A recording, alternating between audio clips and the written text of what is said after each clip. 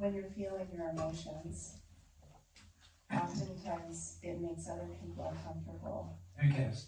And so but then what's your response if you just want to be with your emotions?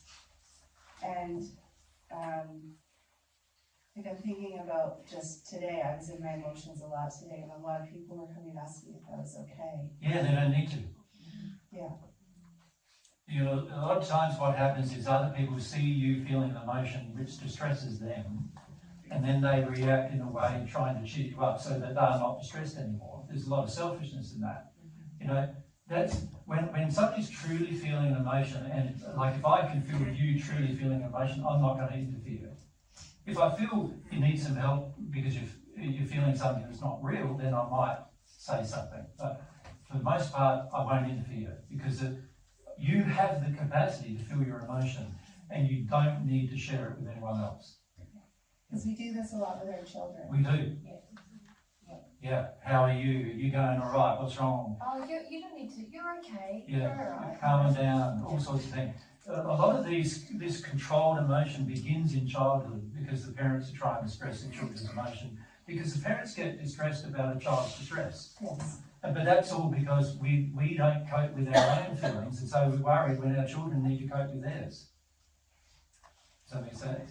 The biggest gift you can give your kids is, firstly, you feel confident to cope with your feelings, because then they won't feel any anxiety from you when they're feeling. But also to educate them that they can feel emotion. They're capable, they're completely capable, and if they want to come and talk to you afterwards about, you know, what it was about or what they learned or is there questions, that's a great time to do it. But to interfere with when they're feeling a feeling, that's very much about the parent. Part of educating a child is getting them to the stage where by the time they're, by the time they're 7, hopefully, but definitely by the time they're an adult, they can cope with any emotion. They can cope with being attacked, they can cope with being abused, they can cope with being praised without going into like, oh no, fantastic, and in other words, arrogance, and also pulled down without going into, I'm worthless. They can cope with all that, they can handle anything. And when you're in that state where you can handle anything, that's when you can be pretty happy. You can see how you can be yourself then, can't you? Yeah. Because you're not reliant on how everyone's going to respond to me. I'm just going to be me, and if I've got a good character, some morality, that has been I've been educated about how to be a good moral person, I'm going to go out into the world and I'm going to be really a force to be a loving force to be reckoned with. Loving force, yeah. Because I'm going to be being myself, I'm not going to be invested in how everyone's going to treat me, and I'm going to treat people really well, and I'm going to take action. Yeah. What if there's an emotion that you know is causing a disease in a child? Well, every disease in a child is generally caused by either parents or grandparents or spirits that are parental, usually connecting with the child in some way, in a destructive manner. So let's say the child has leukemia. Well, that is usually a grandparent or a great-grandparent who probably died from the same sickness, who's connected to the energetic systems of the child, trying to help the child, and that's usually what causes it. So again, if the child is capable of feeling its own feelings, it would recognise, oh, granny is with me or great granny is with me, and it's not good, you know, and they'll do something, be able to do something about that. When it comes to a lot of childhood sicknesses and diseases, a lot of it's in response to the parent's suppression. So parents need to look at how much they're suppressing the child, how much they're trying to control the child's emotion, how much they're trying to cheer up the child, how much they're trying to stop the child from feeling its grief. All of those kind of things have a large effect on the disease systems that are caused in the body, which is caused by the child feeling that the parents want it to suppress itself. Yeah. If a parent feels, I can't cope with my grief, what does the child feel? I can't cope with my grief. They might be prone then to asthma. Or I need my parent to cope with my grief. Yes, yeah. All those things. Yeah. And then as your child is getting older, obviously they're accruing their own condition now, their own emotions. And sometimes you can see, wow, that's my emotion that now my child has got. Yeah. But the worst thing you can do is then tell the child that they can't feel that emotion. You know, the best thing is for both of you to feel it. Then how do you teach your child then to feel that emotion? Firstly, by you doing it. You've got to do it first. Otherwise you're a hypocrite. Otherwise you're a hypocrite, right? Yeah, right. The child is more sensitive to feeling its emotion than you are. You know, and the reason why that is quite obvious. Obviously, the child has had less suppression, probably, particularly if it's your own child. It's probably had less suppression than you have had in your own childhood, perhaps. Or by the time you're an adult, you've already suppressed quite a lot, generally. And so the child, being a child, is suppressed less.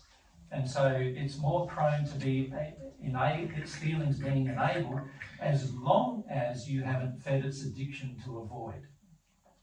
Right? Now, this is where a lot of parents go wrong, because they feed their child's addiction to avoid hard emotions, and then, of course, also parents have a very stoic attitude generally to the emotion of the child, because you're worried that you're being a bad parent if your child's feeling something.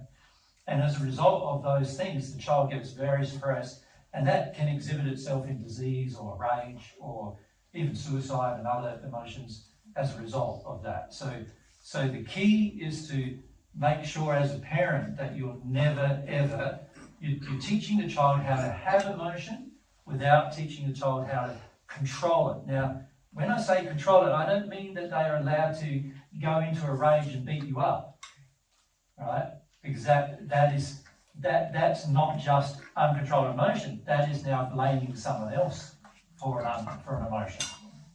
Do you see the difference? So when we talk about letting your emotions be uncontrolled, we're not saying you can blame other people for your emotions.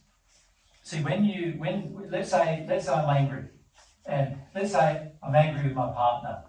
If I hit Mary in that rage, or even yell at her in that rage, right?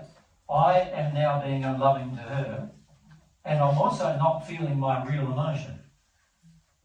My real emotion is sadness, and I'm unwilling to experience it, and I'm blaming her for it.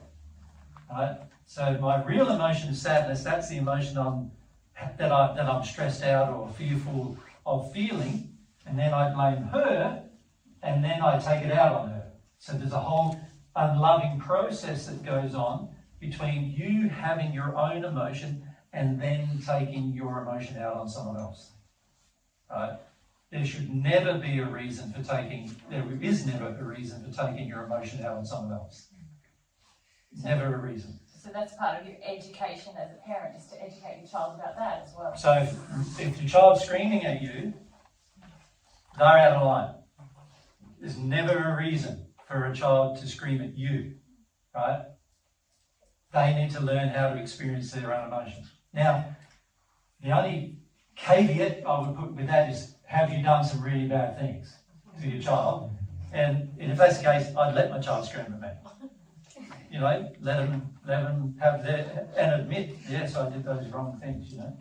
And let yourself have those admissions. But if they're just yelling and screaming at you because they want an addiction, like they want you to take them to basketball or something and you won't do it, or they want to visit their friend for a weekend and you won't do it, and they're yelling at you about it, then obviously they're way out of line. Yeah? And the child needs to learn how to have its emotion without damaging anyone else in the family, including you. And this is what you teach them.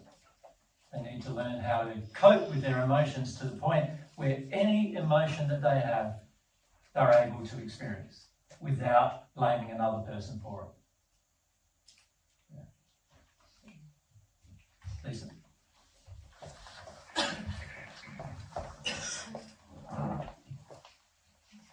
So now I have two, because Sorry, I have two questions now, because one's kind of that might be forward to now, is that what you're saying?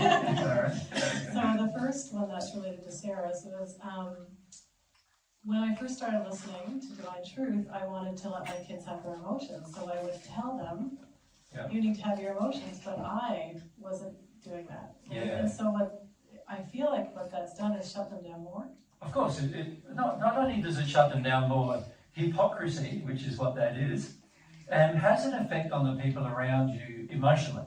When a person is doing something or saying something that they do not do, it creates a stronger rage in the person who they're talking to actually resist doing what they say. right? And this is an interesting dynamic that occurs emotionally, and children are very sensitive to it because they're more sensitive to emotionally to the hypocrisy than an adult is. An adult will put up with your hypocrisy generally, but a child won't generally put up with it. They'll feel it, and then they'll have a reaction, and the reaction is usually one of two reactions. If they feel they can't express to you that you're being a hypocrite, and they'll just go quiet, but they won't do what you want. And then if they feel they can express to you that you're a hypocrite, they'll damn well say that to you. They'll make you know it, and they'll express that.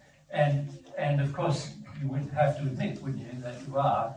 And so, yes, when you're helping your child after you've learnt truth, and many of you are in the position, aren't you, where you've got children who are growing now, and you hear truth for the very first time, and you go, wow, look at what's happened in what I've taught my children, and that's understandable. Then what you need to learn how to do is to let them have the feelings they have without you trying to control their feelings in any way, including trying to get them to have it. Yeah, well, that's happened in the last few years now. That's shifted, and I can see that they're having their more feelings, and it's a little bit different. And I also noticed that their friends who had actually more controlling parents were more emotional. Like they were even... Correct. And also because their friends have a large influence on the children. Yeah. So if the children's friends are able to, if your children are able to feel and experience their own emotion, any friends that they have that are sincere friends will feel more inclined to feel their emotions too. Just because of the influence that they have on each other. Yeah. And they'll also feel it as a relief. See, most children feel feeling emotions is a relief. Most adults feel feeling emotions is a trauma. Right? So because of that problem, you've got parents feeling emotions is a trauma, children feeling emotions is a relief. Already there's a lot of opposition between parents and children about emotion under those states. Now, what a lot of parents do is through their attitude and their teachings and their general spiritual beliefs and so forth, slowly the child, by the time the child becomes an adult, many times the child approaches the same stoic attitude of the parent. You follow? And you'll see this happening over years sometimes. And sometimes it can take like 40 years, and eventually the child becomes similarly as stoic as the parent. You follow? And it might have taken that long for that to occur. And a lot of that is because the child, obviously brought up in that environment, doesn't have any confidence in its own ability to cope with its own emotion without there being some external agreement to it feeling those emotions. Right? And this is a very dangerous thing for you in your life and your children in their life. If you cannot handle your own emotion, you are going to become dependent upon other people very rapidly. You're going to end up, listening to gurus, and you're going to end up, being misled by people who say, I can help you avoid your emotion this way, and I can help you avoid it that way. And you can also be misled by things like drugs and alcohol and all of those things as methods to avoid emotion. Because if you don't believe and feel confident within yourself that you can handle yourself, then you end up looking for substances and people to handle things for you. And you'll actually interpret, like if Mary comes along, let's say I can't handle grief, and Mary comes along and she feels all this commiseration for my grief because she grew up with a dad who was full of grief and he couldn't feel it, and she has all this commiseration for my grief as a male. I'm going to feel she's my partner, she's wonderful, right? So now I become dependent on Mary for me to feel grief. Very dangerous. I need to be able to feel grief for myself, right? Mary needs to be able to feel it for herself. And then when we come together, it won't be like a commiserating emotional response. And also attraction won't be bound by the commiseration. It'll be bound by deeper things about personality and nature instead. A lot of attraction that happens on earth happens just because of there being what I would call dependent emotions. I'm dependent, I can't handle my grief, and Mary feels sorry for me about it. And I think, she's wonderful for feeling sorry for me about this. She's the only woman who really loves me. She's the only woman who really understands me. Right? That kind of feeling. And then I feel attracted to her. And even sexually, I will sexually open up towards a woman who has that feeling towards me, right? If I'm in that state where I'm avoiding my own grief, and a woman's in that state where she wants to help a man with his grief, I will feel very sexually attracted to that woman as a result. But none of it's real. It's all. And that's the sin, right? Like, this is where how the emotion becomes, like, the controlling of your emotion is just so harmful in so many ways. Yeah, it affects your life now, it affects your relationships right now, all of your friendships right now, It affects your physical it body affects your physical body right now, happiness, and it affects your future. and your kids' future. And yeah, the future of people around you are going to be affected by it as well. Particularly anybody who looks at you as an authority. So your children, for example, if you're at work and you're in a position of power at work, like responsibility, anybody looking up to you will be affected by it. It affects so many different areas.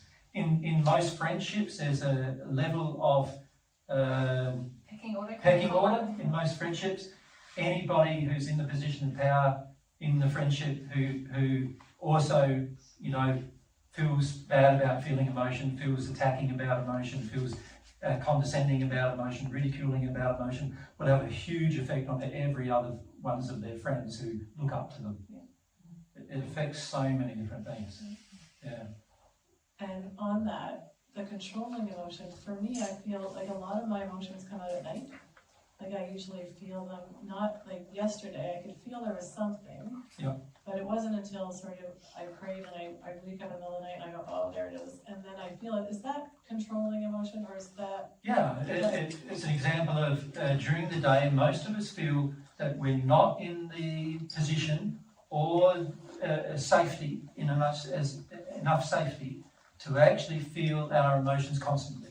So what we do is we bottle up the emotion for the day, and then when we have a private time, some of us who are a bit more connected will have a private time, and then you'll say, right, now you're allowed to feel it. And then, but the trouble with that is you've already bottled up some. And it's unlikely you're going to get to the bottom of it in that moment, because you've already bottled it up. You've already learned to suppress it under certain circumstances. What the goal is, when you become at one with God, you don't ever bottle up any emotion. Every emotion is experienced as it happens. There is no restriction on what you say and what you do. Of course, when you're at one with God, you're loving, and so everything you say and do is going to be fine, right? It's going to be loving. But that's the place you're aiming for. The place you're aiming for is you've got to be real about everything you feel in the moment you feel it. Yeah. Now, you can see society is very against that as an idea or concept on earth. In celestial society is very for that. That's one reason why the celestial spirit world is so beautiful. But on earth, it's very against that. And in fact, most places that are governed by sin are against this process of expressing any emotion other than anger, fear, resentment, hatred, shame, these kind of emotions. Other than that, most people are against expressing any emotion as it happens. Even happiness. Yeah, Right? even happiness. Too happy. People get very jealous on earth about somebody being too happy and very angry, and the average person will project a lot of rage at that person who's happy, and also on earth people project very strongly if you have any level of self-confidence. They can project a lot of very angry emotions about a person who has any level of self-awareness or self-confidence. And so they get very angry about that as well. And so there's a lot of methods on earth used to control a person who sort of exceeds the boundaries of what emotions are socially acceptable. Yeah. Okay, we come over there and then